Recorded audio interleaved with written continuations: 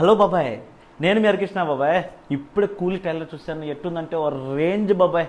లోకేష్ కనకరాజ్ గారు తీసిన ఎల్సీవీ మూవీస్లో ద టాప్ మోస్ట్ మూవీ బాబాయ్ ఇది.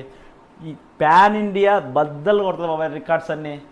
నాగార్జున గారు అయితే ఎంట్రీయే నాగార్జున సార్ వాయిస్తో, ఒకడు పుట్టినాక వాడి చావు వాడి చేతిలోనే ఉంటుందని డైలాగు స్టార్టింగ్ ఉంటుంది. స్టార్టింగ్ నాగార్జున బాబాయ్తో ఈ ఎంట్రీ స్టార్ట్ అవుతుంది.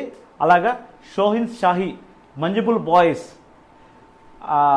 హీరోతో, మనకు షోహిన్ షాహీ మంజిబుల్ బాయ్స్ హీరోతో మనకి ఈ సినిమా ఎంట్రీ అవుతుంది. షోహిన్ షాహీ గారు ఈ మూవీకి ప్రాణం అంటే ప్రాణం పెట్టాడు బాబాయ్.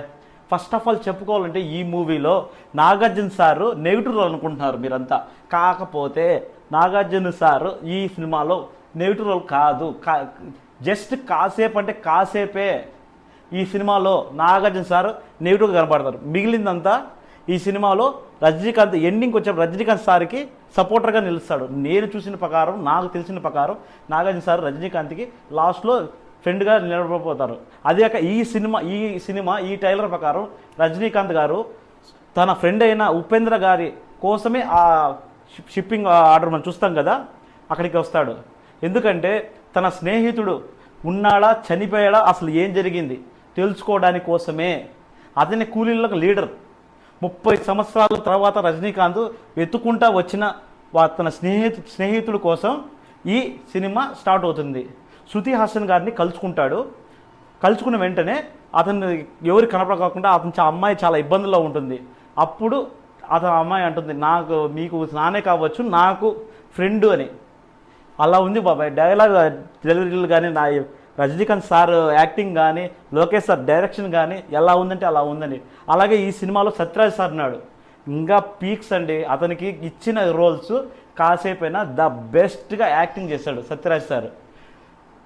ఇంకా మన ఈ సినిమా మెయిన్ విలన్ ఎవరంటే మన అమెరికన్ బాబాయ్.